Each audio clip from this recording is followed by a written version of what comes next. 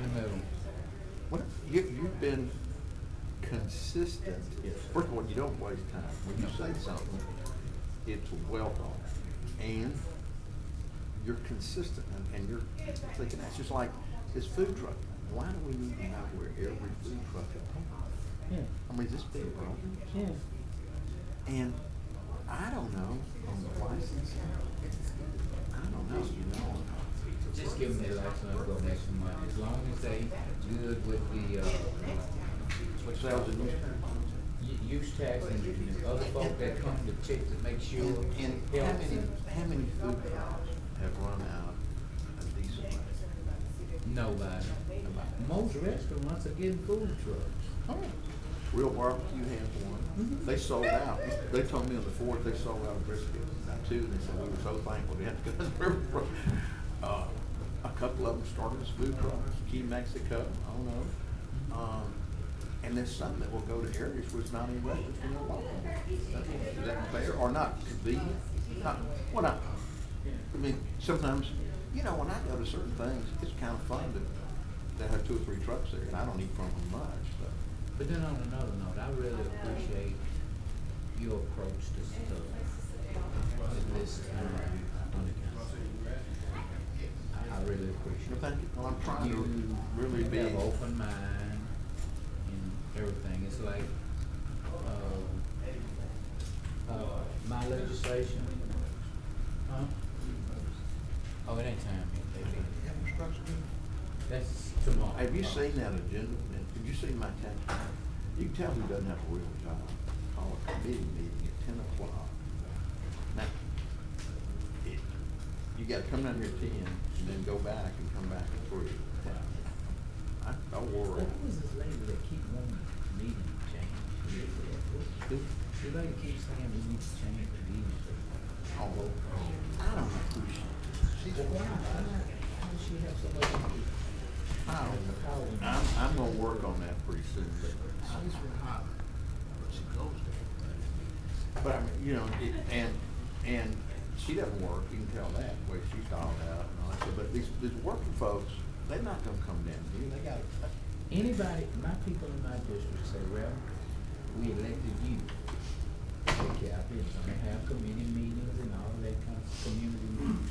But they elected me. In today's world, They said it's so much easier they than when said- you were up before with the internet. They said, anytime you need us to come, we'll show up. But we elected you to do it. And you're doing a great I job. actually watch it on my phone while we sitting in here. Oh, I'm gonna beat that, I'm working on that. First of all, we gotta change this non-agenda. Well, they want y'all to come out here on Saturday. Who? But we gotta get the non-agenda item at the end, because some people are paying attorneys to be here, and y'all have all the non-agenda. That wasn't my legislation. I know. This guy's been the most consistent, and I'm not blowing smoke. My thing is, some of us actually. And we need to get this environmental report. We're gonna go tomorrow, but you got it. The city doesn't, you know, If you check, not cutting you off, if you check my record, when I was with Bo, and I was with him, I was same consistent as I am. that environmental report has power to do something on your property that's more that broad. We'll take care of it. And it gives not only us, but the police and fire. You got my opportunity. Thank you, gentlemen. Yes, sir. Good seeing you. All right, thank you. Now, listen, any of those 42s, he's got some 42s, they're too big. I have a problem trying to. How are you today? I'm good.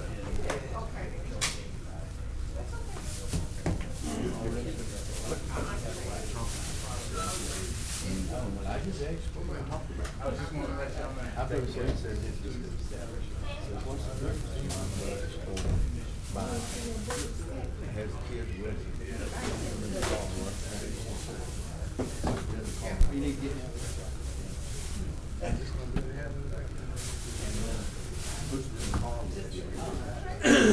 That's right.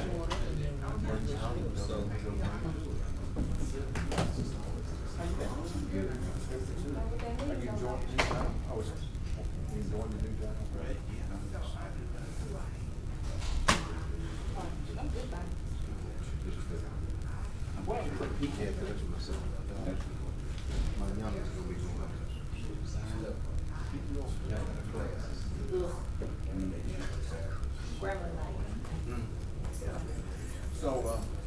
Whatever. What is that?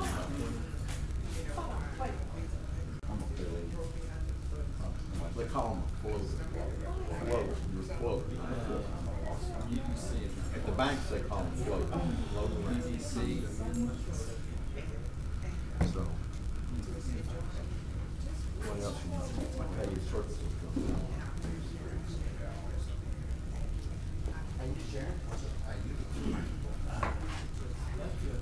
I've been trying to crank him up a little bit. I can't, I know you're new and all this stuff, but Grayson's got to get a little bit, do something else. John, could be one of them. Invitation, you know?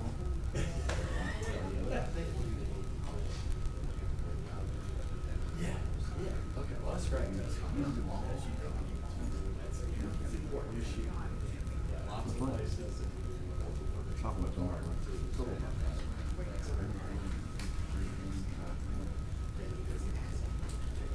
And here's the example. He's gonna make. Because he gets to see him. Yeah, that's another option. Must be out on Jordan. I'm interested to see what you're gonna do in the bond. Oh, okay.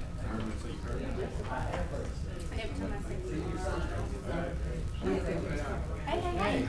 How you doing? I'm good. How are you? Well, you told me you was coming Hey, to see me the other week. And I Hey. waited till my church came and show up. You know why? Me neither. I had laryngitis and I was picking So what else? myself Well, up. let me tell you what's I gonna had be. they're right there. Y'all know it's just Monday, right? Silly. So many people here. Anyway, my book came in. Okay.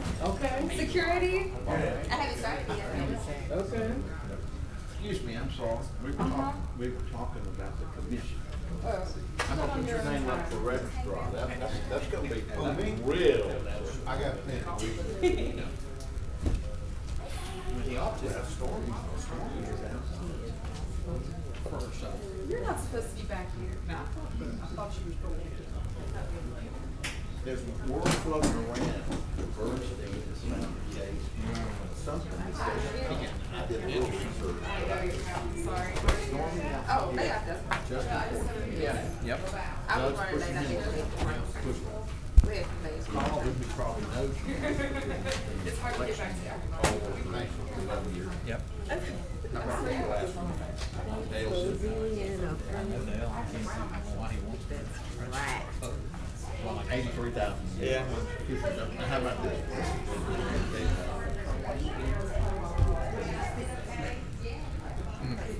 And there's probably other, I mean, it's already started. Yeah, the commission has already started on that. Good.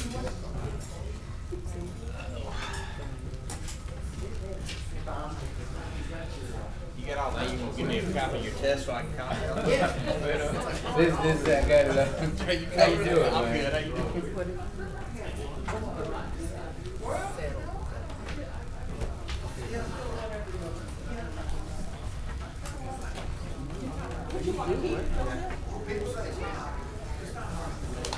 I see that pad over there.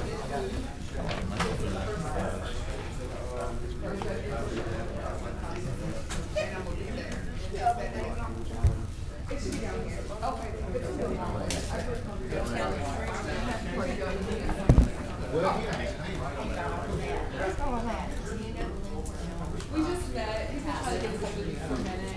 He thinks I was avoiding her.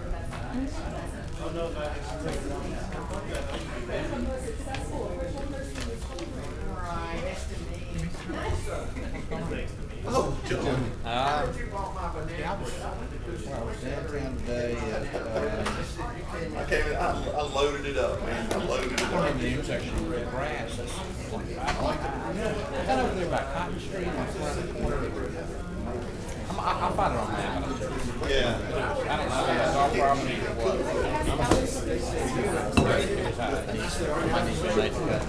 Mayor, how you doing?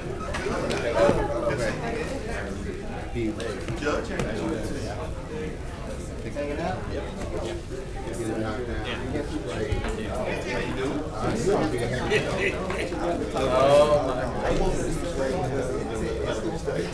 made me look good. Oh, really? Good, good.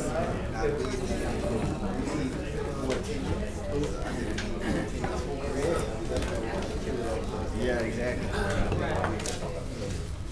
Tom, how you doing? Good to see you. She got it. Yeah. She sent me a text. I heard you made a hire recently. You made a hire for the attorney spot? How are you, Jackie? Good to see you.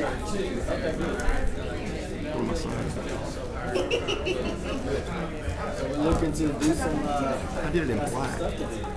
Yeah, we got a couple of things. Oh, you mean the? Yeah. We're talking about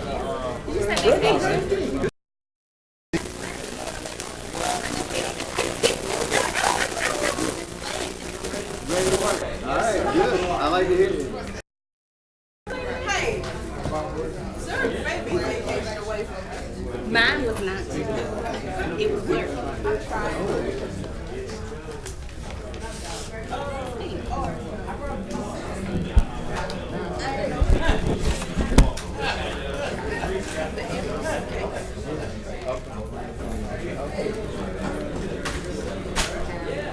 But you can't keep it though. I don't know why.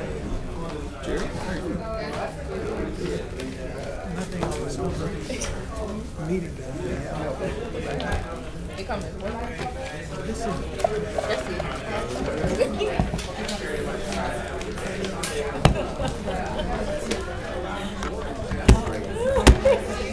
You have another couple weeks? We were just a couple days. Within a year. That's good. That's good.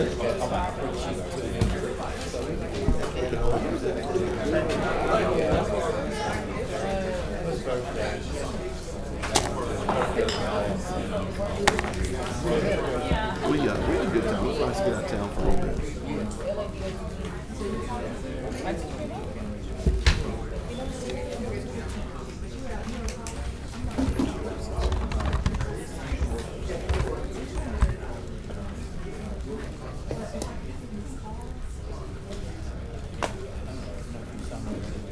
I did. Oh, well.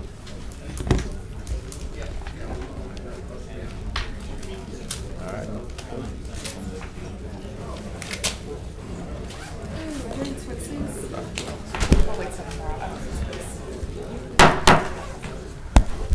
The meeting of the Shreveport City Council is now being called to order. Councilman James Green will give invocation, and Councilwoman Fuller will lead us with the pledge. You stand, please. Thank you, Lord, for this day, and thank you for this opportunity, another day that we can be servants for this community and for this great city. We ask you to give us that we need, that we can operate this meeting as you would have us to do it. And Lord, after we finish taking care of the business of this city, we ask that whatever we do, that we can give you some glory out of it. In Jesus' name we pray. Amen. Amen. Please face the flag, hand over heart, and recite the pledge with me. I pledge Allegiance to the flag of the United States of America and to the republic for which it stands, one nation, under God, indivisible, with liberty and justice for all. Madam Clerk, will you call the roll, please? Councilman Bradford. Councilwoman Fuller. Present. Councilman Nicholson. Present. Councilman Butcher. Here. Councilman Fleury. Here. Councilman Green. Here. And Councilman Bowman. Here.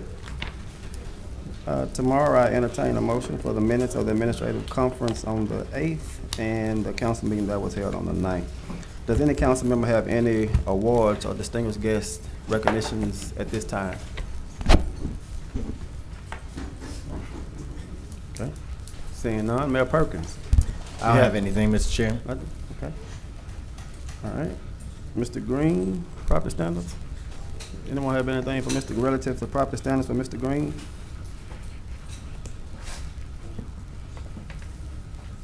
Just had that one issue on Rockwell, so we'll catch that. All right. We'll speak to Mr. Clark tomorrow, I believe, maybe. All right.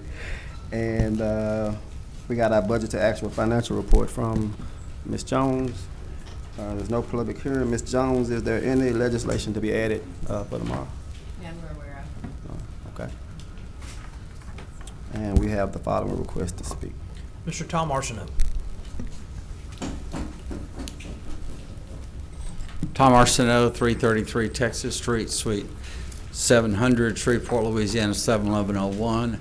I'm here to support an amendment to the UDC. It's your ordinance number 81. I think there were some legal issues raised. We agree with the MPC's interpretation of the UDC that this would be a permitted transitional amendment. I'll be here tomorrow to speak as well, but I want to let you know that we believe that unanimously passed by the MPC. We certainly hope that you would give that due consideration in your deliberations tomorrow, and I'll have more to say about the legal issues tomorrow. Be glad to answer any questions. Anyone, any questions? Will the legal issues discussed tomorrow be interesting?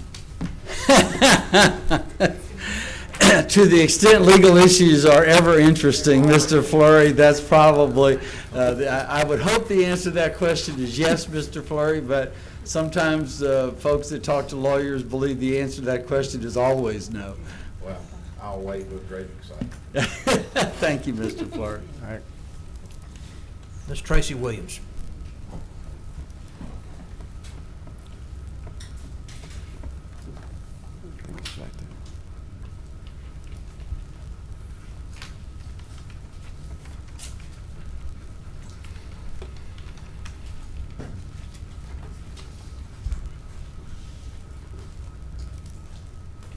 How everyone's doing?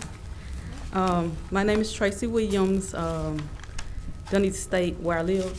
324 West 69th Street, Shreveport, 71106. I'm here because I am suing Southern University of Shreveport because of breach of contract. Ms. Cheryl Blackshire changed the grading grid after the last class was over with, and that's against the law. It wasn't, the grading grid helped some students and hurt others. I then initiated an appeal, and during the appeal process, I spoke with Cheryl Blackshire, Dean Brown, and Sharon Heron Williams, and I also spoke with the Chancellor, Dr. Ellis. Dr. Ellis promised me an answer back in a week, and he avoided me when I called. It was stated the first day of school, Cheryl Blackshire stated that we can get our lawyers or anything and nothing's going to happen to her. And how everything happened with the appeal process, going through the appeal process and ending the appeal process was nothing solved. And it seems like it was true. Cheryl Blackshire does what she wants and no one does anything about it. My grades were changed. I asked her about it. She blamed it on the computer. And Mr. Chairman, Councilman Fleury. would you ask the speaker to suspend just for a moment? I'm completely lost what we're talking about here. What item of the agenda? I mean, I'm lost. Somebody help me. What is this about? What does it have to do with the city council? I'm lost. Somebody can help me? Mr. Fleury, you yield briefly? Yes. Ma'am, we appreciate your comments, but as Councilman Fleury has indicated, the City Council has no jurisdiction over any action you may have filed against the university, and we are without authority to do anything about what you were talking about. Our rules do presently allow any citizen to address any matter of public concern.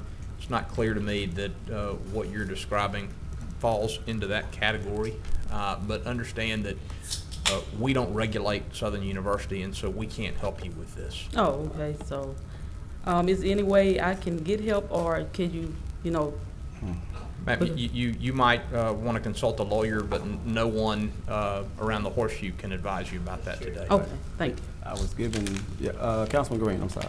Also, Councilman Nicholson is a lawyer. Well, thank you, Councilman Green.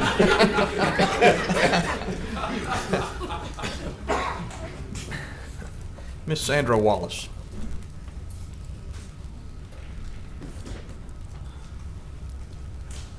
I thought Ms. Williams was headed to a path to where it was something that the city could have something to do with, so I didn't know. I'm going to have to withdraw mine because I was here as well thinking that maybe somebody could help me about Southern University and the goings on there.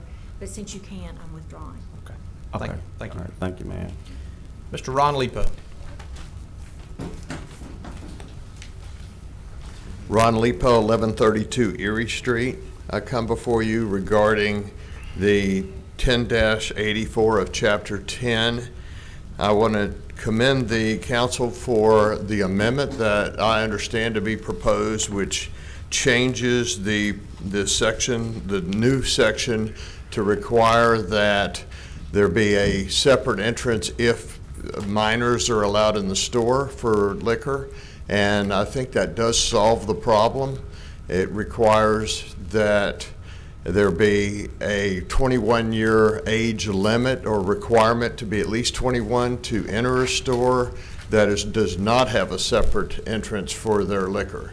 This does not allow grocery stores and drug stores, Family Dollars, Dollar Generals, etc., to all have an aisle for liquor in the middle of their store where all of the minors would be exposed to it, and it levels the playing field with regard to the economic impact that the original amendment or the original replacement of that provision would have had. I think that would have been a very significant one. And I would suggest, as I understand, if this gets voted on today, you would vote for the amendment first, and then you would vote for the actual provision. And I would say that it would be very dangerous to not vote for the amendment and to strike it down and then to vote for the provision would be catastrophic for many reasons, including putting minors in liquor stores, but also it would be catastrophic to this economy. You would put many, many independent liquor stores out of business,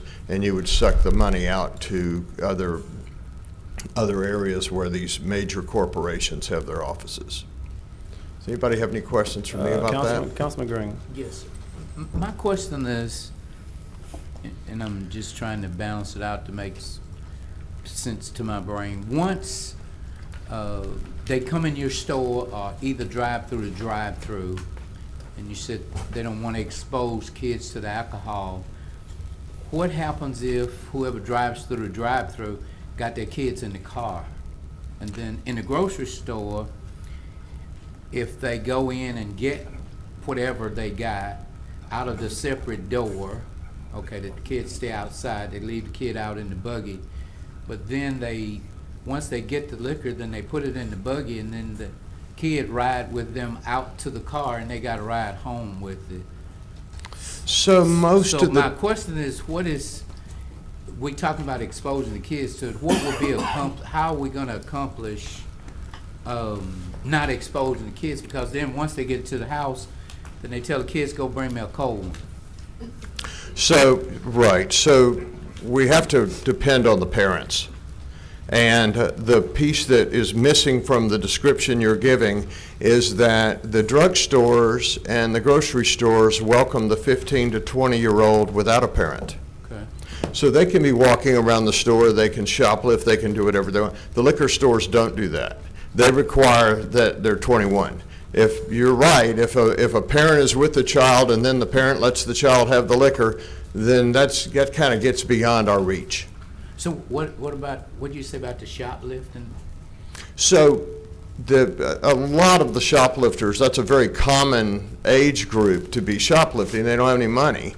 And when you have drugstores or grocery stores where minors, and I mostly mean the 15 to 20-year-old person, is welcome in the store, they're able to walk right up to that product and they can shoplift it. They're not welcome in the liquor store and they're not able to do that there. So is this to accomplish not exposing, what is it to stop the shoplifting? Because I'm just kind of confused. Like I say, if you go to the grocery store and you buy liquor, you buy whatever, and say they gotta go through a separate door to get it, then they can leave a kid outside the door in the buggy or beside the buggy, and then they say, okay, I go in here and I'll get it, and then I bring it back and put it in my buggy, and then the kid can ride in the buggy with them or walk with them with the buggy. And In so- those cases, the parent's with that kid.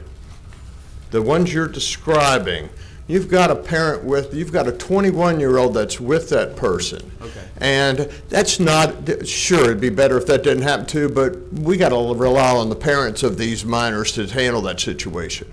But these stores welcome anybody of any age to walk in any time without any adult supervision. That's that distinction. There also is, besides that, and that's a pretty important one, but I think you also need to consider the economic impact. If, let's say you did do that, and you said, oh, I'm not worried about 15 and 20-year-olds walking through all the Walgreens and Dollar Generals and having the opportunity to touch the liquor or try to steal it if they want to, or try to buy it, and I'm not worried about the policing of having to police an additional 50 or 60 stores. If you said that, then you also need to look at the fact that there's an economic impact on this town. You've got rules the way they are right now, and you have market equilibrium as we are now with, call it 100 liquor stores in town right now. What would happen if you did this, you would immediately have 150 liquor stores because all these, and I picked numbers, I don't know the exact numbers, all the Walgreens and the CVS's and the Brookshires and Albertsons and Walmarts and Dollar Generals, all these places would put liquor in. That would spread all that business across all those stores. We don't need that many stores, so what would happen? We'd end up back at 100. But what would happen is that those would be a different 100. So the independent, the locally owned stores would be out of business. Most of them would be. And that's the way it is in a lot of other markets. And if you just figure, okay, free market, so what? Those guys all go out of business and all that money goes to another city, then that's okay with you, then that's, then maybe that's not a valid argument. But I would propose that when you have a set of circumstances set up already, and you have stores that have opened up and gone into business and doing business with these rules, that to change those rules and totally change that landscape economically would be a very damaging thing to the city. In addition to the fact that you would have a whole different set of rules with regard to minors in the liquor stores. So you're saying with the amendment, the whole that puts the whole ball of wax together and we'll be good? Totally not great for me, honestly, for my personal business, because it actually does affect mine in a way that's only about me. So I'm not talking about that. Okay, but for the city and the good of the city overall, with the amendment, I think it's palatable, and I think it's fair in a way that allows, there's a particular customer, a particular store, Corks and Cuts, that's a part of this issue because they had a liquor store and they wanted to be able to sell meat. If they got a liquor store and they require people to come in and be 21, then they should be able to sell meat. Well, first of all, thank you very much. Councilman Butch asked me about how I was feeling about it, and at that point, I told him that I didn't have it all together, but you've helped me a lot, so to you, I feel better now. Great, thank you. Anybody else? Yes, Councilman Fleury. Mr. Cleveland, I take issue to what you said. Competition is the greatest thing in the world. And if you get competition, you're going to be a better person for it. The Chinese came into America and brought caskets. You can go online now, Walmart, and order Mama's casket, and it'll be at the funeral home the next morning. Funeral homes have going out of business if this continues to be allowed. But in fact of the matter, the Chinese caskets, as you start up the steps of the church, Mama would fall through. They weren't made very well through the bottom of the casket. And so they have improved the casket business tremendously, which I spent about 12 years as salesman. And so the prices got better. And so you say, I just heard you say that if we allow this to stand, that there'll be lots of liquor stores to go out of business. How can you say that Do you have statistics and numbers? You're only supposing that's what might happen. I propose to you that if this legislation is allowed to be passed, that you will be a better person. Your company will be a better citizen, will contribute more to help more people in the community. You will have better prices. You will have offer more and better deals. The people want to come to your store instead of going to one of these big chain stores. So I take issue with you on it. I believe it will help you to be a better liquor store. So I understand your point, and I agree competition is good for business. This would be a non-level playing field, and so that would not be what you expect with competition. And it is a massive metamorphosis to the way things are going and the way the market is now. This market is not without competition. There are many, many liquor stores in this market. And ask anybody that is in any market that has liquor stores and has chain stores that allow the liquor to be in there with the grocery store, and there aren't any liquor stores there anymore, or there are very, very few of them. And one example is Bossier City. There are very few independent liquor stores there, and the reason is because the grocery stores, it is a convenience. There is a reason for that they can pick up all those things at the same time. But it's also unfair that you have minors allowed in there, and it makes it a lot easier. Councilwoman Fuller. Thank you, Chair. My question isn't so much for Mr. Lipo, but I found some of the things that my colleague, Councilman Green, brought up really interesting, and I'm wondering if it'd be appropriate to have Agent Cisco address some of those things now, or we should wait till we get to that point on the agenda. I'm open. Is it relevant to? It's relevant to some of these questions, but I mean, we could either do it now or we could do it when we're having comments about the legislation itself. So I defer to you on that. Yeah, If you that's know. fine, yeah. I think to expedite the speakers, let's He's do the it last- at the time of the. He's the last This one. the last speaker. He's the last speaker? That's why I figured I would see if Okay, y'all well. wanted to entertain that now or later. Is he available? Agent Cisco is, yes, he is. If he's comfortable with coming up now, thank you, Mr. Lipo. Thank Go. you. Mr. Chairman? Councilman Brooks? Agent Cisco, you and I have been working on this, trying to come up with a way to, I think that this was brought to the Public Safety Committee in a way to try to make Shreveport better and to get us in line with what the state is doing in other areas. And you have some information. I guess that one question I have, Mr. Lipo mentioned shoplifting. You also work pretty hand in hand with the state, is that correct? That's correct. As far as shoplifting goes, let's just use Bossier as an example. What, do they have a rampant problem with shoplifting from these stores? Just from listening to Mr. Stevenson with Brookshire's, no. Plus, all the big box stores usually hire either the Shreveport Police Department, the Marshal's office, or the Sheriff's office, so they always have officers on duty. Because our concern is the safety of the citizens of Shreveport. I believe that we all sitting up here will agree with that. Oh, done, but yeah. go ahead. Yeah, I mean, I think that's what we're wanting the citizens of Shreveport to be safe, but we also, I agree with Councilman Fleury to a certain extent. I don't want to legislate the free enterprise system. I'm not quite sure that that's a good idea. So, but go ahead, Councilwoman. Oh, I'm sorry. My big concern goes to what I think Councilman Green's concern is about introducing alcohol to areas where youth are going to be, youth that are not supervised in particular. But do you believe that we will see an insurgence of smaller liquor stores in low-income neighborhoods if we change this? I do not. Do you believe that people would be, do you believe that there would be some jeopardy to your liquor license if you have a theft problem that you can't get under control? You as a council can address that. So we Us could, as the police department can bring you a problem, and you act as the commissioner of alcohol for the city of Shreveport. So if I bring you a problem, you can either you have several different options. You can suspend their license, you can revoke their license, you can fine them.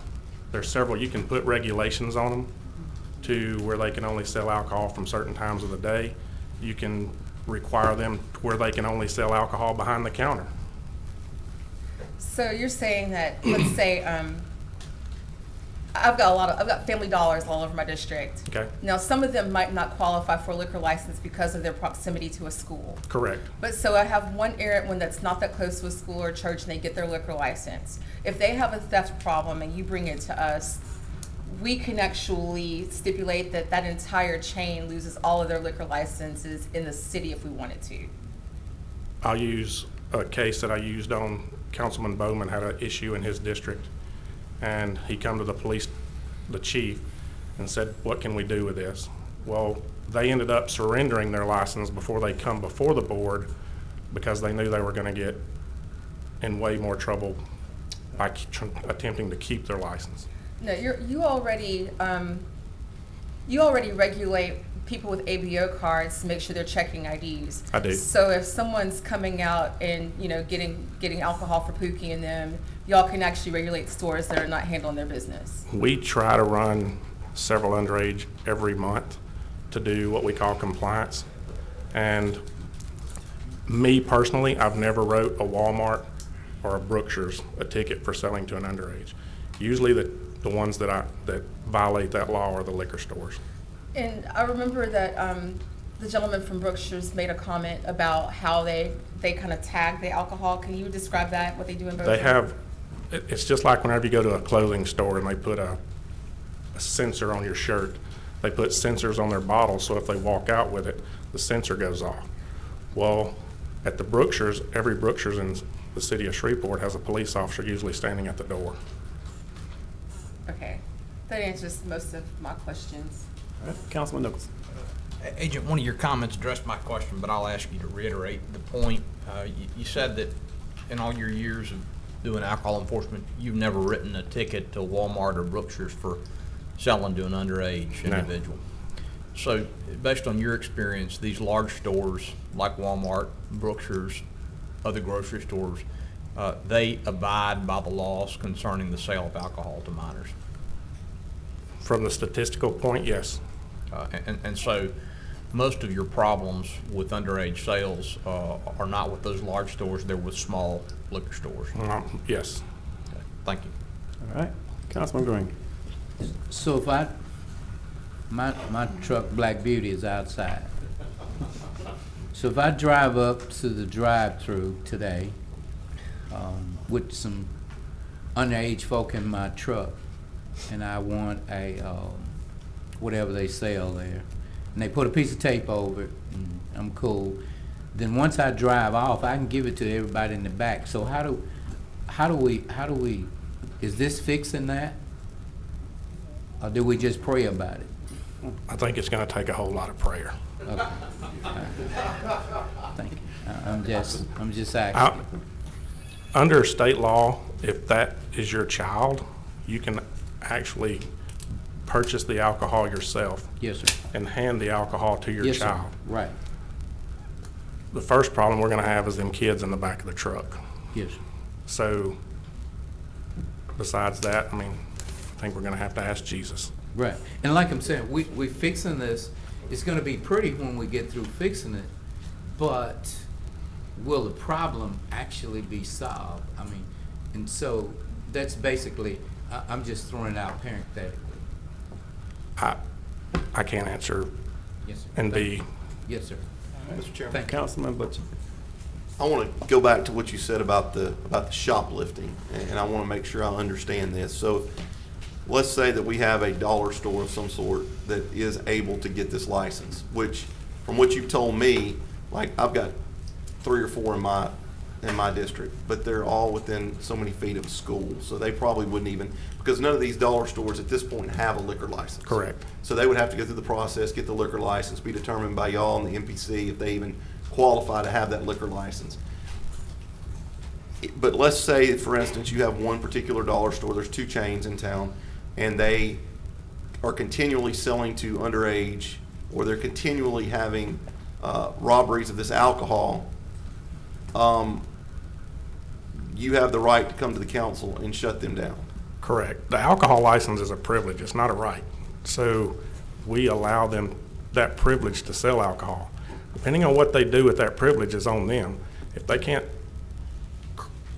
police it themselves, then we'll step in and we'll police it, and then we'll request that y'all either suspend or revoke their license. What is the issue with my amendment? What do you see as the issue with my amendment? The 21 and under is already enforced. I mean, if you're a liquor store, you can't go in there if you're under 21 anyway, already. So it's not, that's already in place. When we talk about high alcohol content, that's above 6%. Correct. So does CVS right now sell wine that's over 6%? I'm sure they do. Are there some beers now on the market that are over 6%? Most of your craft beers, which we have 2 craft breweries now, we have another one coming into town. They just bought the building on Linwood. Most of the craft beer that you buy now is over 6%. So what would that do to these stores? Because I've gotten emails from, and I'm trying to be receptive to everybody getting emails from, but stores that just specifically sell beer and wine, what would it do to them if they're selling over 6%? Would it make it to where it's mandatory to be 21 to enter those convenience stores or CVS? Or do away with the high content alcohol. Okay. We have 95 permits right now in the city of Shreveport through the state law that have high content permits.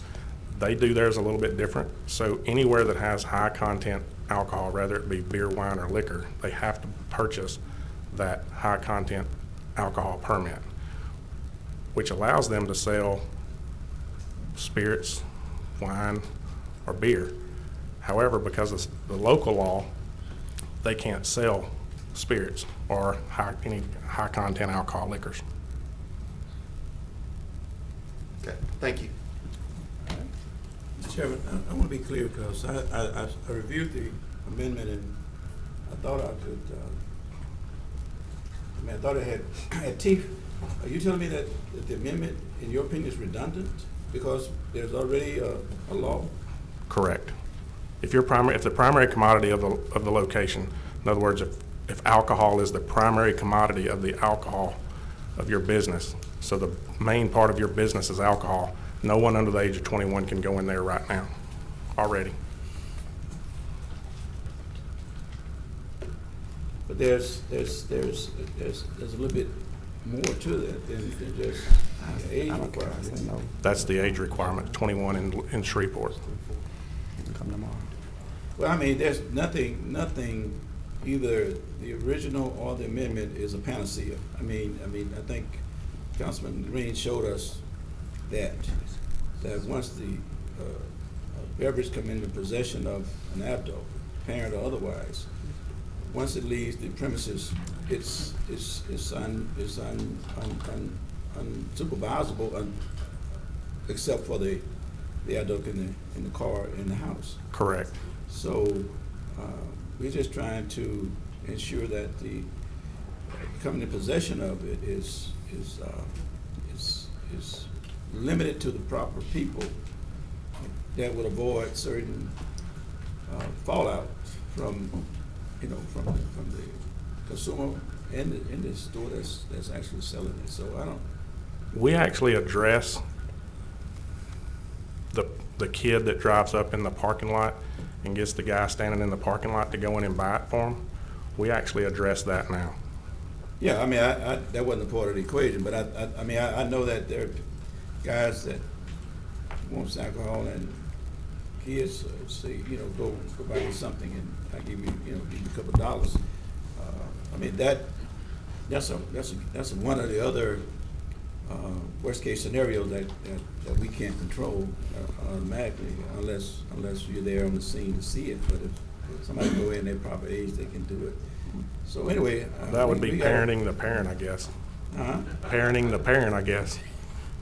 Well, I'm just saying that we ain't gonna solve it all with one amendment, but we just wanted to come in compliance or at least add to the discussion. You brought it to us, and we tried to just make the right decision with this.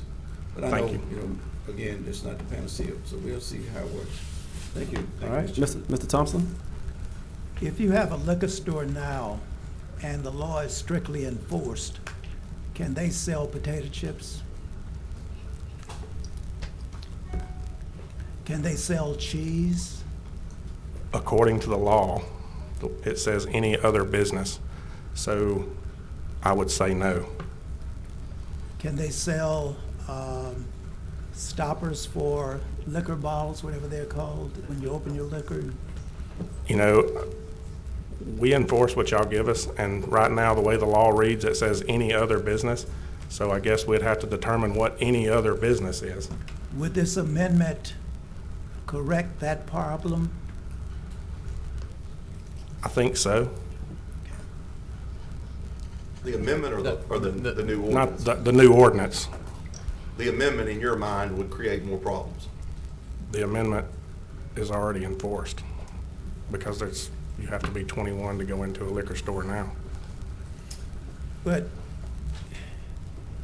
if you have the amendment and you have the age restriction of 21, couldn't that liquor store then sell potato chips or cheese? Yes. Okay. Okay. Councilman Fleury? Mr. Chairman, would you ascertain from Councilman Green what percent 2020 is? Run it by me again. I didn't hear you. I said, what percent is 2020? What percentage? 2020 big. I'd have to ask my cousin. I don't know. I withdraw the question. I'd have to ask my cousin. I don't know. My cousins my cousins that live up in Vivian, they got some other stuff. They got some steels. In fact, we don't ever have to talk about. All right. Next on the agenda, but let me step back. I know that the administration did have two appointees coming up for both for SPAR department, and I didn't know if you had one of them here today or two of them here. Are they here today? Mr. Chairman, one of them has been withdrawn. Okay. The Recreation Division manager's position has been withdrawn. Okay, so the manager of SPAR Athletics? That's correct. Okay. That person? Mr. Chair, would you like to see him today or tomorrow? No, I just, as long as he was, I mean, if he was here. Okay, all right. I'm fine just, with it. yeah, I'm just, because usually it's either, when y'all see them today, they don't have to come tomorrow, so I'm just making sure you're good to go with today. I'm fine with them not coming tomorrow. I noticed somebody new in the audience, and I didn't know if that was just to be here, or, I mean, I'll follow you. Yeah, no, it's what y'all want. Yeah, he's here, so let's do it. Okay. Anyone have any issues with that? That's okay? I'm good. Okay. Good evening, I'm Douglas Curry, Jr. Mr. Curry? Yes, sir. All right. Normally, we'll have you come up and someone would ask a question or two relative to your background, your experience, and/or your resume. So I have Councilman Butcher up to speak first. Mr. Curry, thank you for coming. Yes, sir, thank you. Mayor, is this a new position? Are we replacing somebody, or is this a? No, Councilman, this isn't a new position. We're not replacing, nobody was in that position before. Okay. So exactly what, Mr. Curry, what will you be doing as athletics division manager? What does that entail? Well, I guess first off, just be overseeing some athletic departments that's going on now, trying to make them better. As I said, when I come in, my goal is just first off to be a sponge, and just to take up the things that I need to take up to make this better. Be an asset and a liability. So my goal is just to come in and just do what I need to do to make it better. So just oversee athletics. So that benefits the city by having you there to start more programs, I'm assuming. Yes, sir. Yes, sir. And what's your background? My background, as I said, my name's Douglas. I'm more athletically inclined, but education is very important to me. I was born in Spring Hill, Louisiana, the big city of Spring Hill. I went to Louisiana Tech as a student athlete. That's all I need to hear. That's all I need to hear. I knew that was coming. That's good. And, I'm a Spring Hillian, so that's good. Yeah. Oh yeah. God blessed me there to have a great career. I graduated with a Bachelor of Science in kinesiology. So I just, foundation there, be selfless and be a teammate in any aspect, not just athletics, but in anywhere I go, just help and be a teammate to make things better all the way around. So what have you done prior to this? I worked railroad for about 8 years, and now I'm coaching Evangel Christian Academy. Being a coach. Thank you, Mr. Chairman. And Yes, that is a big plus. Spring Hill does There were a lot of Currys in Homer, by the way. Yes, sir. I know. No, my dad used to live on Curry Street. So, yeah. All right. You know Devin White? I do know Devin White very well. He's a great ambassador for our city. Okay. Councilman Bradford. Thank you, Mr. Chairman. Ms. Curry, thank you for coming. I mean, you couldn't, I know Councilman Butch asked you what you thought was the duty and responsibility of this position, but I think you're going to go in and try to develop some needs program, evaluate it, and then develop what you think is appropriate to implement. Is that what you? Yes, sir. So I guess I need to ask the mayor, since the position was not filled for a period of time, what motivated you to want to reach out and create this, not create it, but to put a person in this position to do what? Yeah. So I think it's been a couple months now, you all confirmed Pershing Mera to one of the appointed positions. Yes. And it's just bottom-up feedback from the organization. They were understaffed. Okay. When you're understaffed, you don't do you don't get as many programs as you need to be out there. You don't have as many ears listening to the community. So just bottom-up feedback to the administration from the departments. Okay, that makes sense. So coming in new, what would you think would be some of the needs that you would first look at as presenting? For me, very important, mentorship, you know. Mentorship? Yes, sir. I'm a firm believer in more mentorship. I embrace it, I love it, and I think if we want our youth to be positive, they need to see positive. So it's taxing sometimes, it can be challenging, but the rewards in the end will be great as long as we put forth a great effort. Well, I subscribe to, if somebody asks you to do something, if you can't do it, you say, yeah, I'll take the position, then you learn to do it. I've seen that be successful. So can you come back to us, let's say in 6 months, and sort of give us a progress report on what the things that you were doing and some of the things that you may be implementing? Absolutely, yes, sir. Okay. Let's do that, because I'm, again, not totally clear on what departments, but what sites would you look at putting programs into? I know you'll start somewhere, the most needed site first, and then expand. So let's if you confirm tomorrow, let's say 6 months, you come back and let me ask you some more questions. Yes, okay? sir. All right. Thank you, Mr. Curry. Yes, sir. All right. Yeah, I just say, well, you know, good luck on what's set up in front of you, I believe, because we need, our kids, our youth need some mentorship and some Yes, sir. positive direction to go in, and things to do also when they just go to the spar, not just to shoot ball or, Right. you know, whatever. They need some kind of guidance also Absolutely. away from the Yes, house. sir. So Absolutely. I appreciate that. Yes, sir. Anyone else? I'd just like to say congratulations. Thanks a bunch. Thank you so much. Grateful. My heart is grateful. Thank you. All right. Thank you, Mr. Curry. Thank you. Thank you.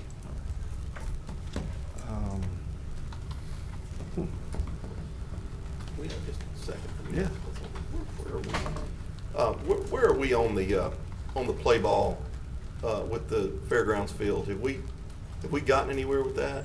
You know, No, we didn't get contact information from them, and they were supposed to reach out to the office, but I haven't gotten any emails, nor has my staff. So not sure if they're still doing.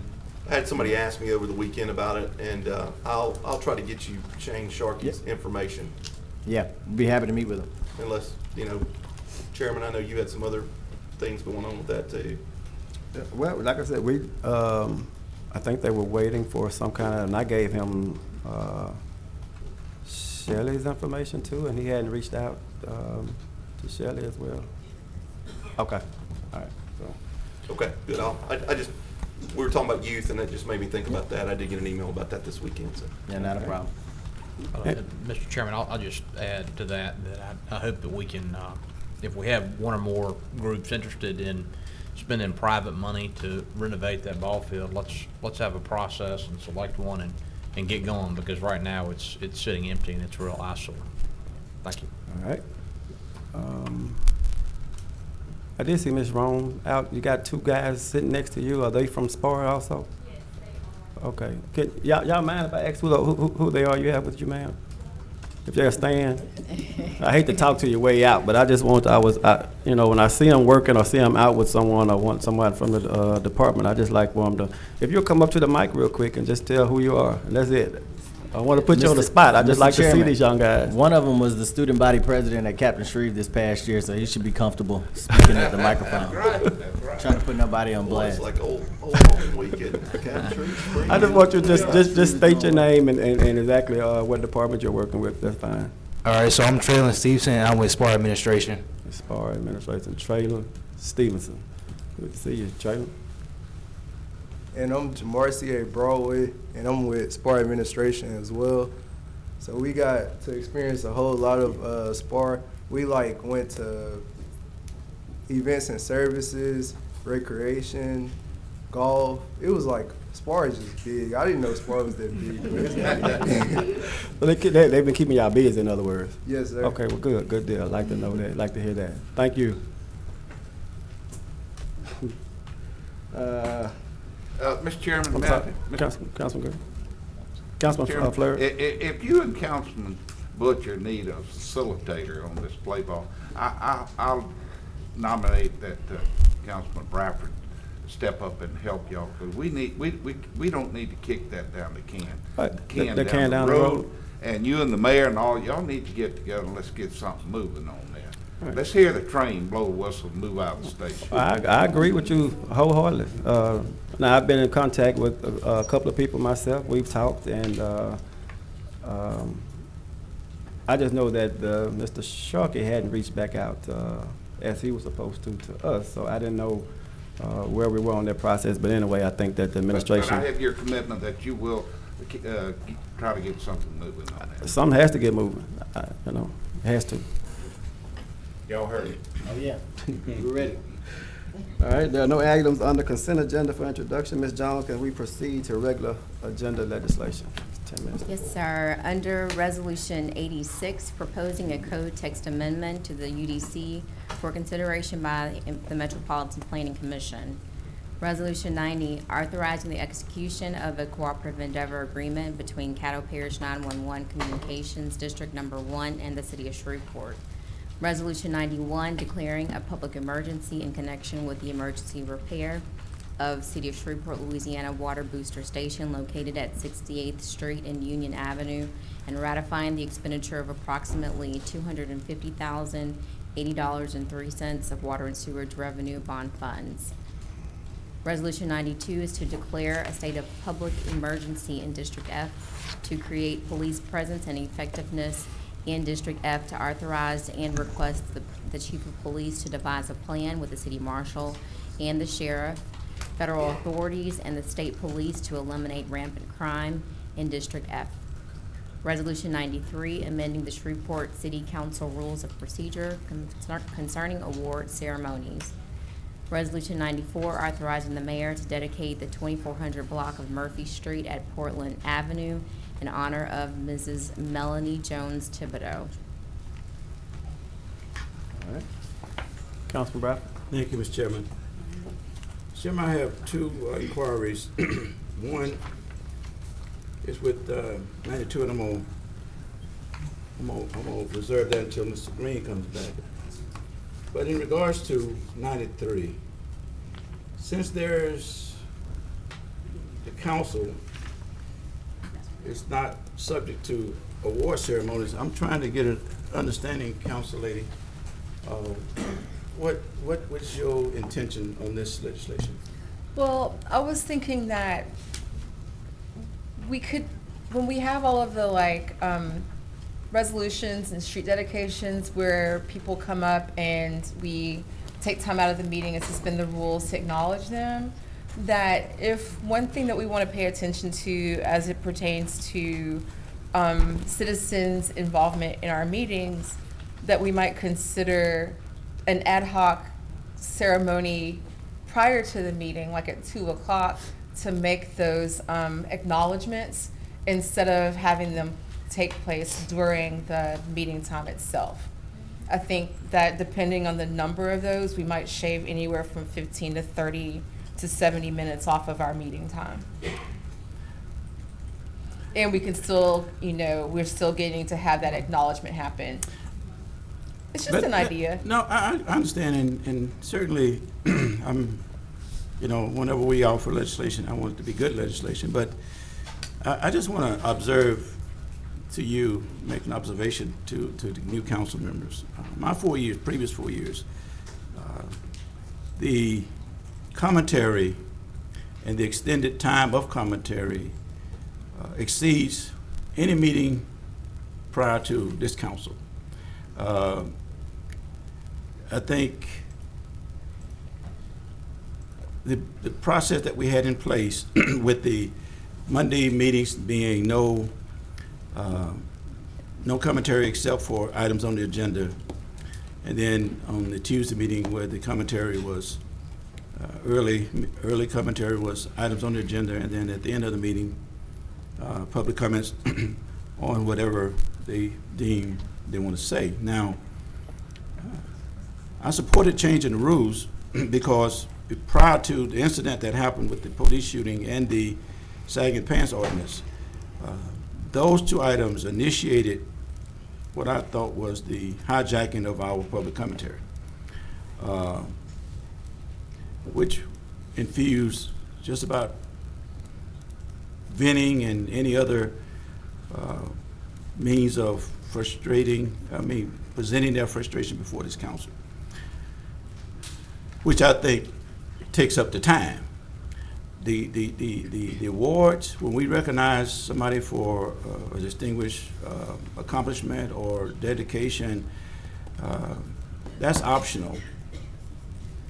They don't have to come before this body. I mean, especially with a street dedication, because we're going to go out to the street anyway and unveil the sign. So then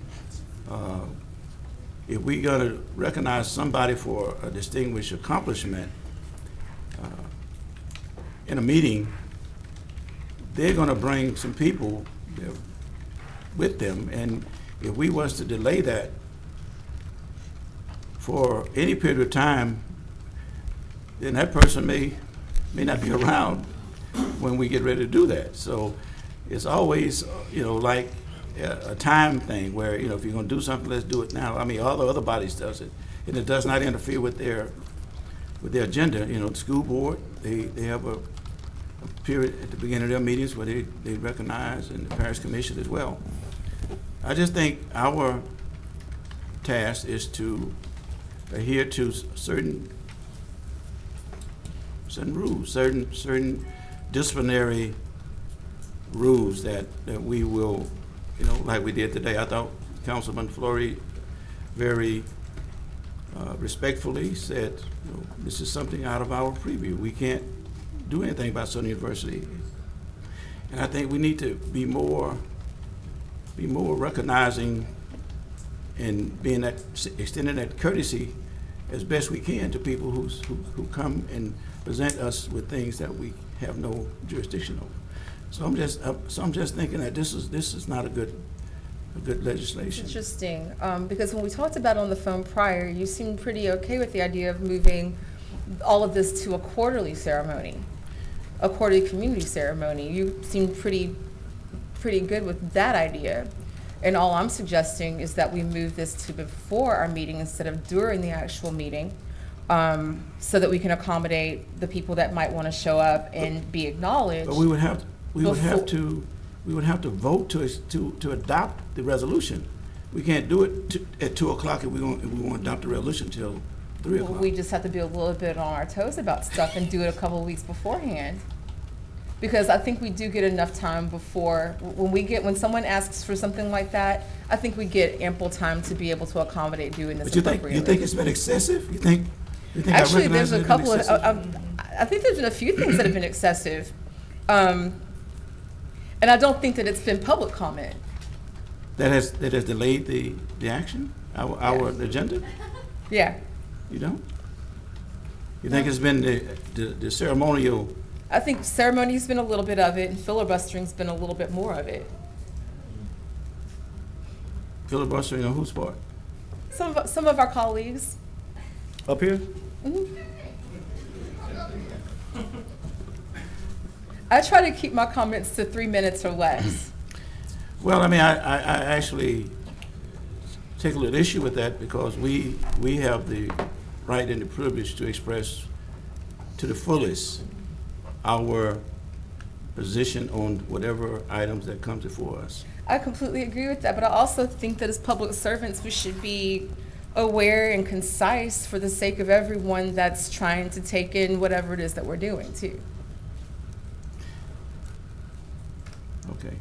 Well, again, I'm going to say my history of coming to the council meetings for over 30 years. Prior to being elected, have you come before the body for making the presentations? I absolutely have. Okay. Several times. Okay. And While you were a council person. And I've actually gone back and looked on YouTube at some of our meetings from prior to my service. And I also served on the MPUC. And if you want to see a meeting get contentious, and you don't just see the public comment at the beginning of the meeting, they comment per item, per agenda item, for and against. And you can have 20 people coming, 10 for, 3 against, 10 for, 10 against. Yeah. We've seen nothing like that. And we don't even allow that privilege. And if we did that, we'd actually be hearing directly from the public right on those agenda items, and we'd actually have to deliberate on what they were presenting to us in real time, instead of just at the beginning of the meeting and just at the end of the meeting. well, again, you know, I'm not going, and I'm hearing you, but I'm saying again that the rules of the council I thought was adequate, and that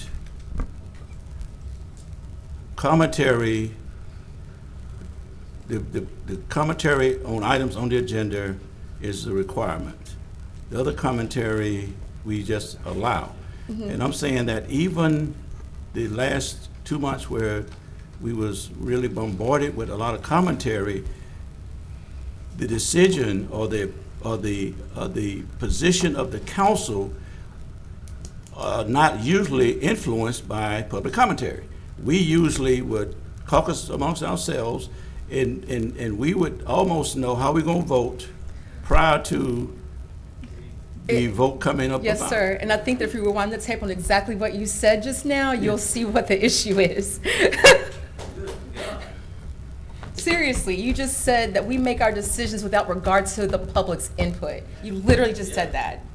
I respect that we're going to have differences of opinion, Councilman. I do. We're going to go to lunch tomorrow. We're going to be good friends. But I think that I don't think I misinterpreted. I think you said exactly what you meant. No, I'm saying the public commentary. We get emails, we get phone calls, we get a lot of input from our constituents throughout our day and throughout our week prior to these meetings.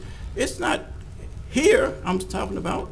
We get emails, letters, phone calls every day regarding legislation. And all of those things go into the public record. But I think we've also established that this public forum is solemn and sacred, not just because of what we say up here, but what we hear from the people out there, and the opportunity that they present, not just to the people in this room right now, but everybody watching at home. Because it changes the conversation in a way that an individual just receiving an email does. We learn things from our constituents when they have that opportunity. But that's completely aside from this actual piece of legislation. All right, Councilman Green. Thank you.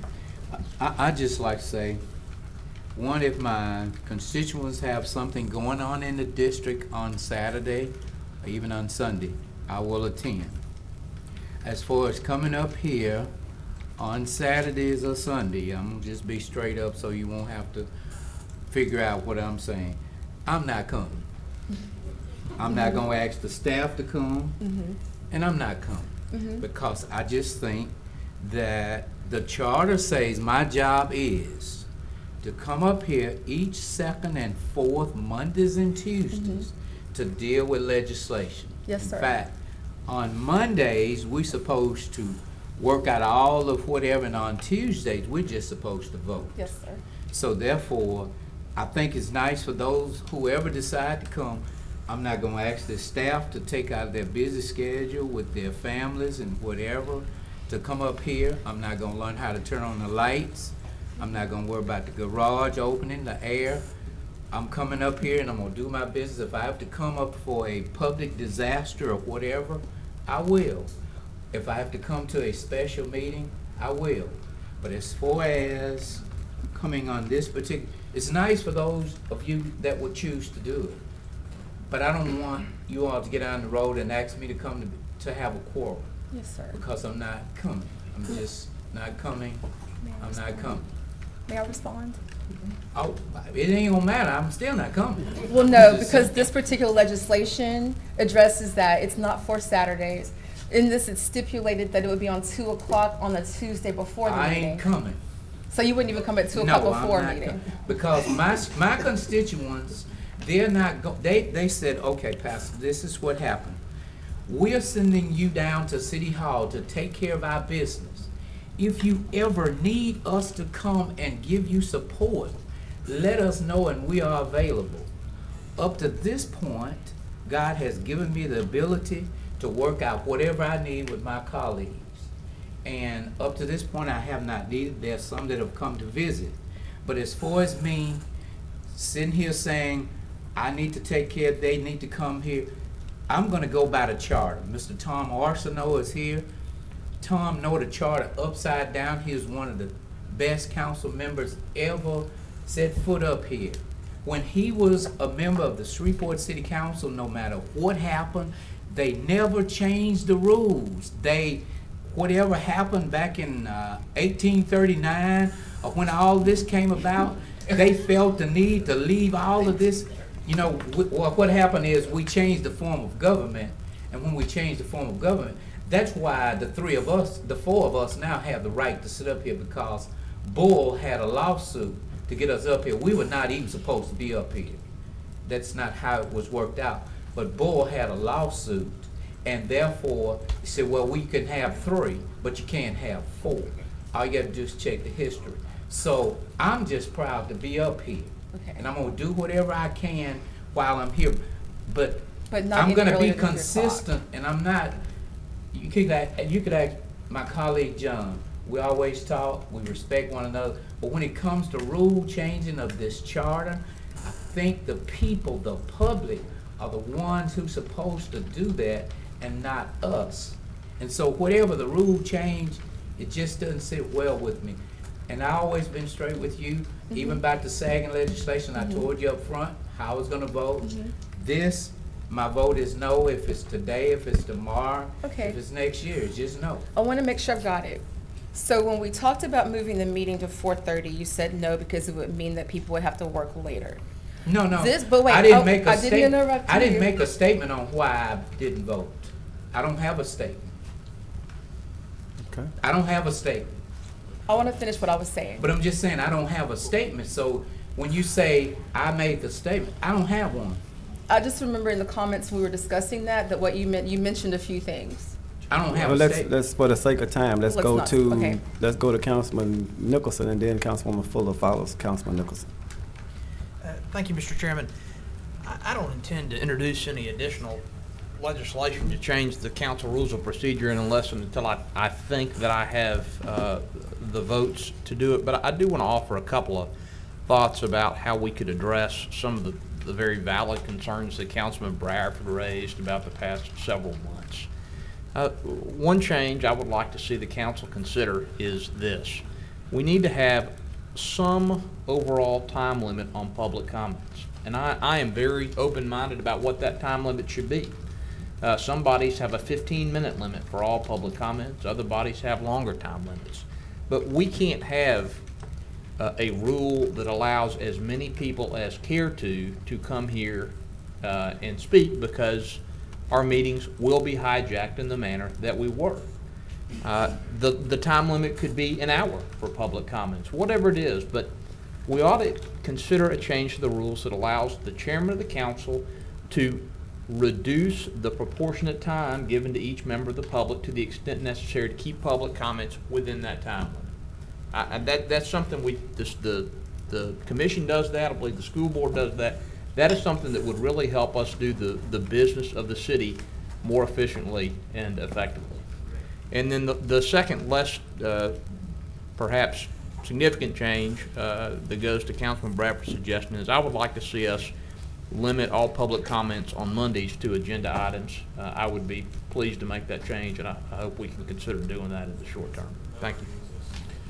Mr. Chairman, be here for a second. Let me just say, and I think again, this council is a very cohesive council. We bring different life experiences and different perspectives, but at the same time, and I'm in agreement with Councilman Nickerson's observations only because this is the legislative body of the city of Shreveport. This is our board meeting. We're the board of directors, and if you go to a board of directors meeting, we don't get, I mean, the business of the organization is priority. I'm not saying that our constituents and our citizens don't have the right to speak. They've always had the right to speak. But we have to present ourselves professional, with diligence to our tasks, and I haven't been comfortable with the way our meetings has been going. So I'm hoping that we can make some amendments and some adjustments, Councilman Nickerson, that will afford us a more progressive but yet professional demeanor in how we conduct our meetings. I appreciate your comments, sir. Thank you, Councilman. All right, now we are with Councilwoman Fuller. I think it's very clear where everyone stands on it. I've got nothing else to add. All right, Councilman Butcher. I yield to Councilman Green. Mr. Chairman, I would ask that you would organize a committee to go back to previous councils to see why they didn't have the problem that we're having with speakers. And then I think we would come up with a solution. Because this particular council, I can't speak for, I can't remember last year or whenever, other than our council, everybody else has moved smoothly. Like I said, Councilman Tom Arsenault is in the building right now. They never seek to do what we were doing, and there's a reason. And I'm sure all of us have respect for him and could take his opinion as to why they didn't have trouble. On the council that I was on before, we just allowed the people to talk, and we gave them that opportunity. We never tried to stop them from talking, however it was. We would just give them courtesy. If they needed 3 more minutes for that particular subject, we would just give them 3 more minutes. And after they finished talking, they would be finished.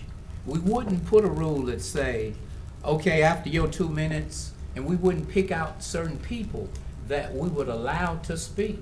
Whoever wanted to speak, they just said, Mr. Chairman, would you allow them 2 more minutes? Or sir or ma'am, how long will it take you to finish your comment?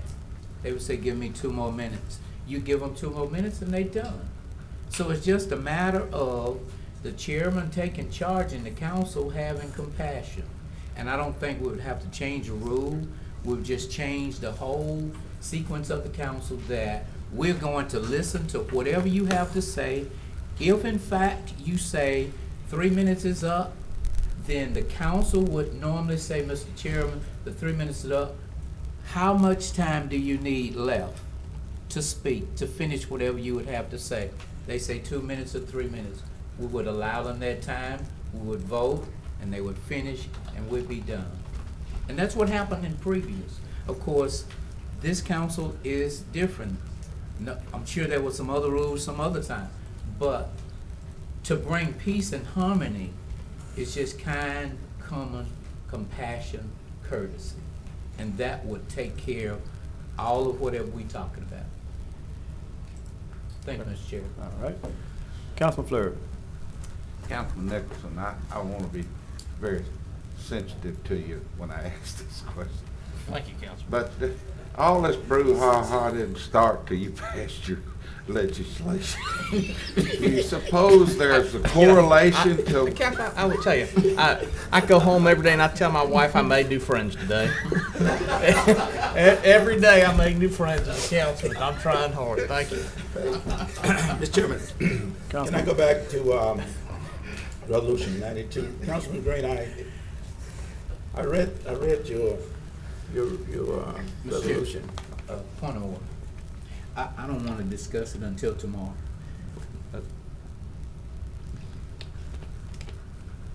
I respect that. Yes, sir. Thank you. All right. While we're speaking on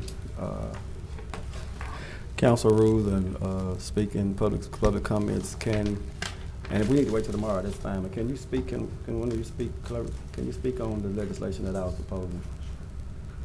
Mr. Chairman, I really haven't done any work on that. Okay. Since we weren't gonna do it until the next meeting. Okay. We'll do it. Can we speak on it tomorrow then, make sure we have it? If you want to wait till longer than that, then that's fine. I just think that that'll be a better solution to. Mr. Thompson, the could issue you at pull the hand. mic to you? I couldn't hear what you said. Somebody stole my mic, I didn't know. You stole your money? Somebody stole your money? The city attorney stole my mic. Okay, Somebody okay. stole your money? Oh, All right. If that's it, then that's fine. Ms. Jones, would you proceed, please? Resolution 95 is authorizing the use of certain city-owned equipment by the Junior League of Shreveport-Bossier. Resolution 96 is authorizing the execution of a cooperative endeavor agreement with the Providence House. All right. Any discussion on that? Those two? Seeing none, Ms. Jones, would you proceed with the introduction of ordinances, please? Ordinance 87 is amending the 2019 capital improvements budget. Ordinance 88 is amending the 2019 capital improvements budget. Ordinance 89 is amending the 2019 budget funding contractual services provided to Sportran by Metro Management Associates, Inc. Ordinance 90 is amending the 2019 Downtown Entertainment District Fund budget. Ordinance 91, amending Chapter 74, Article 3, Section 74-53 of the Code of Ordinances regarding collection for hire, annual permit fees. Ordinance 92 is amending Chapter 1, General Provisions of City of Shreveport, Louisiana Code of Ordinances relative to misdemeanor offenses. Ordinance 93, authorizing the mayor to execute a lease of city-owned property located at 880 Texas Avenue, Shreveport, Louisiana 71101 in Caddo Parish to Caddo Management. Ordinance 94, amending Section 26-274, execution of contracts associated with purchases of the City of Shreveport, Louisiana Code of Ordinances. Ordinance 95 is amending Section 2-2 city vehicles of the City of Shreveport, Louisiana Code of Ordinances.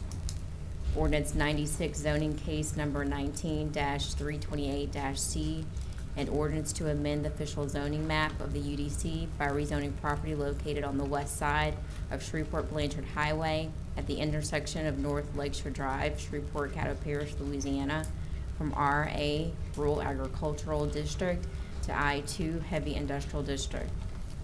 Ordinance 79 is zoning case number 19-337C, an ordinance to rescind Ordinance 129 of 2017 and to amend the official zoning map of the City of Shreveport UDC by rezoning property located on the southeast side of 4th Street, approximately 580 feet east of Marshall Street, Shreveport, Caddo Parish, Louisiana, from IMU Mixed Industrial Use District to I-2 Heavy Industrial District.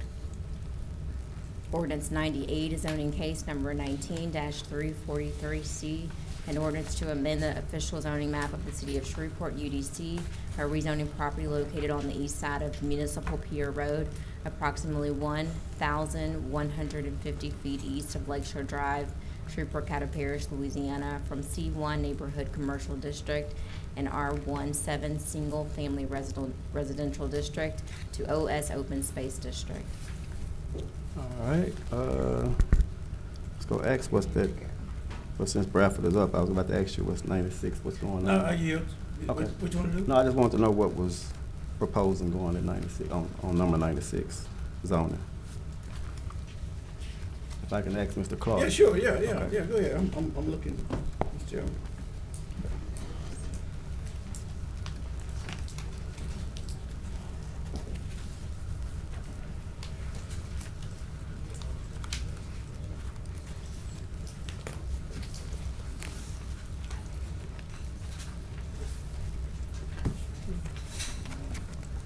I was just asking on 96, what are they proposing here? The property was being rezoned to heavy industrial, basically because of the characteristics of the area. Everything along that portion of Shreveport Blanchard Highway is basically heavy industrial, the KCS, stockyard and so forth, and the other industrial sites along that stretch of Shreveport Blanchard Highway. But to answer your question, it's just being rezoned in order to open up a gas station, a convenience store, and eventually with wine and beer sales. Okay. And 98. You asking about 98, sir? Yes, sir. I'm sorry, 97. I'm sorry. 97 was another one of those cases where when the maps are redone in cooperation with the UDC, the property was initially zoned I-2, and the MPC rezoned the property to IMU, industrial use, and the property owner came back and requested that it be returned back to its original zoning class. And that was the original owner? Yeah, Okay. the original owner and the property was originally zoned heavy industrial, and we rezoned it to industrial mixed use. If you recall, we've had quite a few of those where your property owners come back and request that their property be returned to its initial zoning, that we recommended to you to do that. Okay. All right. That's what I need to know. That's it. Councilman Bradford, I'm sorry. Mr. Chairman, thank you very much. Let me ask Councilman Nicholson, on 95, your legislation regarding take-home vehicle, are you aware of excessive use or some type of issues that brought this to your attention? Councilman Bradford, thank you for the question. I had the bright idea a couple of weeks ago of asking Ms. Stewart to email me a list of everything she has suggested in past audit reports that the council has not acted on. Okay. And in one of her previous reports, she pointed out that the city had a policy that allowed cars to travel 1 mile, or ordinance allowed 1 mile outside the city limits without approval, but the policy allowed 5. So this is just making those two consistent. And I would tell you that I don't have a particular opinion as to exactly what the limit ought to be. But I do think that if we're gonna have a policy and an ordinance, that they ought to match. So this comes out of an internal audit recommendation that was made several years ago. Good, okay, I appreciate that. Thank you, Councilman. And my second inquiry is, Council Lady, the illustrious Council Lady Fuller. On 94, this was before the council, what's your intent or motivation for bringing it back up? My prerogative. That's all I'll say today. I can hold my comments until tomorrow as well.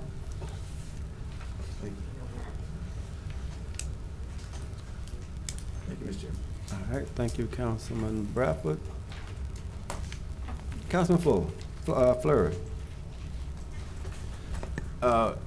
In regards to 95, I'd just like to point out in previous council, Ms. Jones, are you still maintaining the city vehicle list of people as the previous CAO did? Yes, sir. I mean, they have to give you something in writing. They do. About the company, city vehicle, right? Right, that's correct.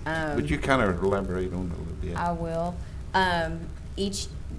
periodically, anytime that there's a new city vehicle that is issued to an employee, that information has to be provided to the CAO's office so that we can also update the accounting because it has to be reported on payroll. So yes, and I have most recently received those lists, and I've requested them from the department directors. So yeah, we do have an updated list, and we'll continue to keep it updated. For instance, if I may, Mr. Chairman. Councilman. Continue. Ms. Jones, the NAT officer in the police department pays so much a day for the use of that car. And we recently found out that those cars have been inoperable and they use their own car and we reimburse them. But we also, they charge so much a day. But even if they go on a event on Saturday or Sunday, they're charged for the use of that car. So, I mean, we're charging employees so much a day for the use of the car, right? The policy does state that, you know, per IRS rules, that there is a $3 per day charge that has to go, you know, be considered as income to the employee. But the particular instance that you're talking about, I'm not familiar with. But we Well, can I would find just out. refer you to Councilman Bradford for further details, okay? Yeah, the issue was take home the parameters in which the policy states that Councilman Nicholson, through the auditor, was suggesting that to help, I guess, lessen the wear and tear on vehicles, there should be a limit on which they're doing. Now, use of it, I think, is not the issue, but are you in agreement with what is the policy on take-home cars in regards to the demographics of the take-home car? From the site of this city to outside of city limits, is there a policy regarding that? Yeah, that is a policy, and this amendment actually cleans up that ordinance to specify that take-home vehicles have to stay within the city limits or be in no more than 5 miles outside of the city limits. And from your notes, I guess, of your records that you keep, how many vehicles travel more than 5 miles outside the city? Do you have any? We have a handful that have been pre-approved, and they're all within the police department. All within the police department? Right, and it's because, you know, police department has employees that have special functions that, you know, if those employees need to, you know, perform those, we need to make some exceptions. So the other departments that has city-owned vehicles, they don't usually travel 5 miles outside of the city? They're within the city limits. And you have a way of monitoring that? Yes, sir. Okay, all right. But I think the legislation by the distinguished councilman is in order, so I could see where we can monitor that and keep tight grips, because again, cost cutting is part of what we're trying to accomplish for right now.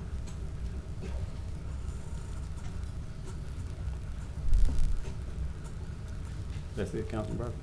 Yes, sir. All right. It's gonna be glaring, okay. All right, Vice Chair Nicholson. I yield, Mr. Chairman. All right. And get down to Ms. Jones. Ordinance 78, adding sections 26-220, affidavit attesting that city contracts was not secured through employment or payment of solicitor, to Chapter 26, Finance, Article 6, Contracts, Division 1, generally of the City of Shreveport, Louisiana Code of Ordinances, relative to requirement of an affidavit for city contracts. Ordinance 80 is amending Section 10-84 of Chapter 10 of the Code of Ordinances relative to physical separation of sales of high alcohol content liquor for consumption off the premises. Ordinance 81 is amending various articles and sections in the City of Shreveport, Louisiana Unified Development Code. Ordinance 83, amending the 2019 Street Special Revenue Fund budget. Ordinance 84, amending the 2019 general fund budget. Ordinance 85, placing a moratorium on the issuance of any occupational license and certificates of occupancy for payday agencies and title loan agencies other than renewals. Ordinance 86, an ordinance amending the 2019 capital improvements budget. All right. Is that a new one, Councilman Nicholson? Okay. Mr. Chairman, on the ordinance amending the street special revenue fund to transfer $775,000 for much-needed work, I support the ordinance, but I see this and it reminds me that I have received many expressions of concern from members or citizens in my district about Knight Street. Knight Street was due to be widened and repaired, and money was allocated from a 2011 bond issue. You know, as you all know, that hasn't happened yet, and I just would suggest to the city engineer and to the administration that if we've got millions of dollars sitting in the streets special revenue fund, we ought to consider using some of that money to do the work on Knight Street that we told citizens would be done years ago. Thank you. All right, Councilwoman Fuller. And I would second that for Zeke Street in my district. Thank you. All right. Now, let me be clear now, the capital streets, which is concrete streets, doesn't come out of the special street revenue fund. That has been the suggestion, I understand, for this. Mr. Furlong, if you don't mind, Mr. Mayor, I'd like Sure. to let him address the council about this.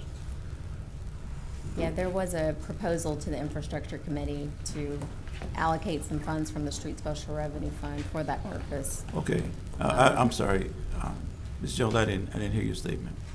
There was a proposal to the infrastructure committee to allocate some of the street special revenue fund for 9th Street. So we are, definitely in support of allocating some money to make sure that that project gets done. Have the recommended streets in the various council districts been, for asphalt overlays, has been presented? Because I haven't seen it. Yeah, we've done a general recommendation of an amount of money that we have available from the street special revenue fund, but the specifics would still need to be determined by the council members.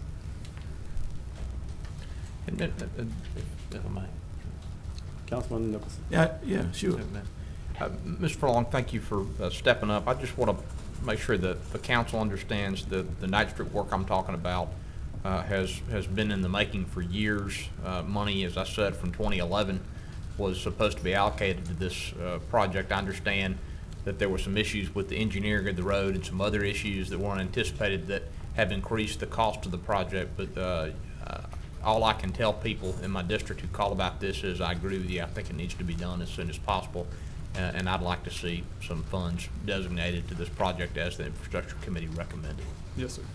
And that was discussed at the last infrastructure committee meeting, and the infrastructure committee meeting made the recommendation to appropriate funds from the street special revenue fund to Knight Street.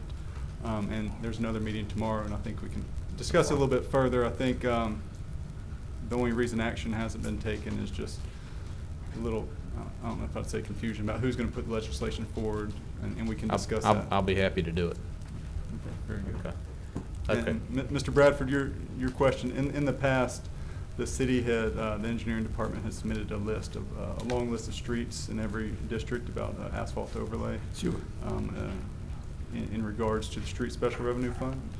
It was discussed in the last infrastructure committee meeting that there may not be funds for a large asphalt overlay program this year because of some federal funds that we need to take advantage of for a Linwood project. In order to take advantage of quite a large amount of federal funds to address Linwood, a large portion of the street special revenue fund is going to go towards that project. In the infrastructure committee meeting, they did make the recommendation to allocate those funds. So I would anticipate legislation on that project also. So what's the estimate on the Knight Street project?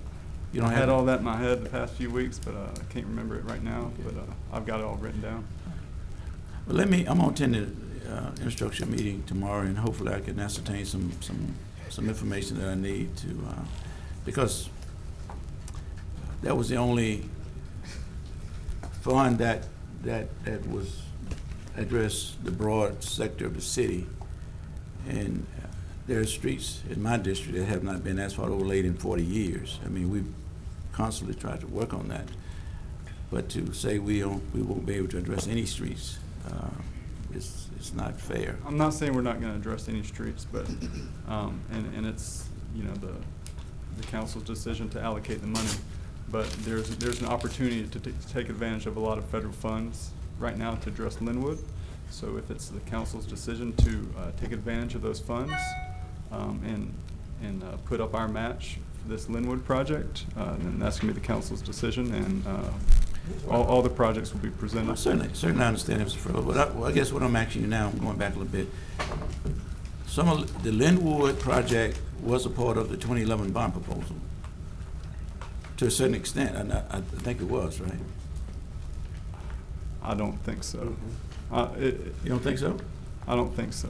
Was the Ninth Street a part of the 2011 bond proposal? Yes, sir. The Ninth Street was. So the funding for that should be somewhere. There is funding for 9th Street, but there's just a shortfall right now. There will be a shortfall. Yes, sir. Okay. All right, well, I'm sure we'll discuss it tomorrow. Yes, sir. Councilman Green. Yes, sir. Whenever you get a chance, I'd like to talk to you about the streets in District F. Yes, sir. All right, I have Councilman Fleury. When you get time, I'd like to talk to you about streets in District E. Yes, sir. I just want one street, gentlemen. That's all I'm asking for, one street. Well, while we at it, Councilman Butcher wants to speak about streets in his district. I want a $125,000 match for the parish to put a red light at Wallace Lake Road and Southern Loop. Mine's a lot cheaper than y'all's. Well, I got 3 streets that I'd like to talk about in District G that won't cost more than 60 grand, so we can discuss that too. Mr. Thompson, do we have any table legislation to be removed? I'm not aware of any to be removed from the table, Mr. Chairman. All right.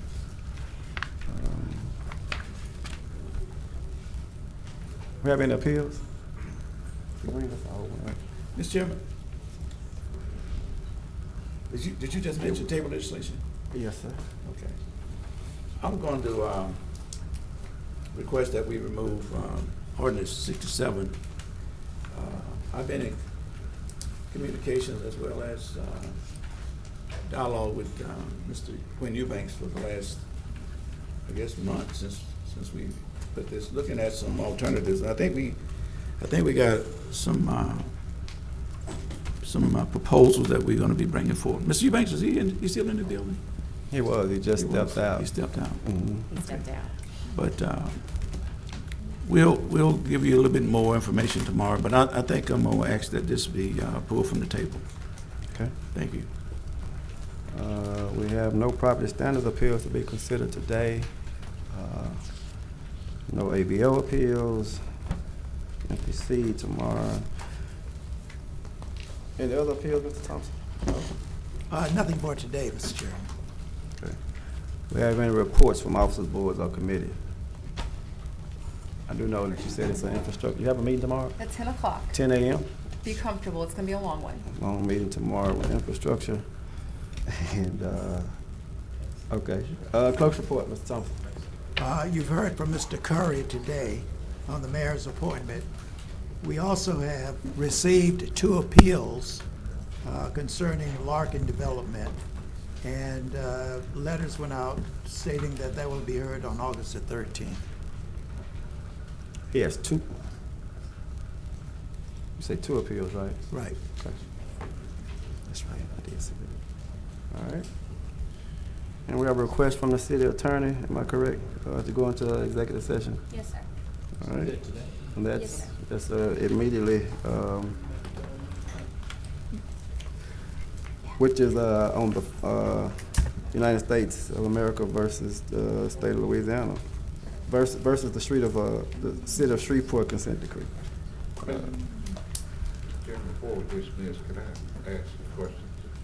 Councilman Fleury? Dr. Timothy Jones has been bringing up about a red light over there. Same Mayor, thing. Yes.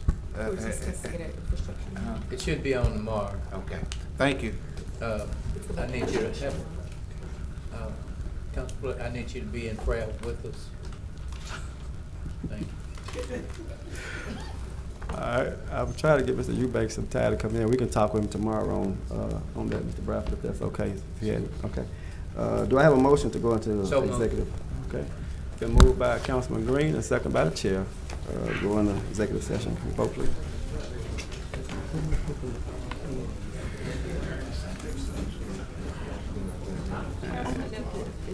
Hit again. Hit again. All right. Motion carries.